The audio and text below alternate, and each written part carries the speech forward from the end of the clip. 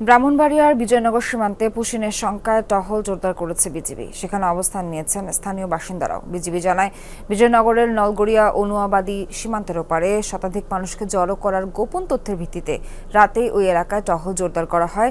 সীমান্ত এলাকায় জড়ো হয়েছেন স্থানীয়রাও। তারা বলছেন, পুশিন ঠেকাতে বিজিবিকে সহযোগিতা করতে অবস্থান নিয়েছেন তারা। এদিকে বিএসএফ ভারতীয় নাগরিকদের পুশিন করবে এমন খবর ছড়িয়ে পড়লে গতরাতে উত্তেজনা দেখা দেয় স্থানীয় বাসিন্দাদের মাঝে। মসজিদের মাইকে ঘোষণা দিয়ে সীমান্ত এলাকায় জড়ো হতে থাকেন তারা। এই ঘটনার ভিডিও ছড়িয়ে পড়ে সামাজিক যোগাযোগ মাধ্যমে।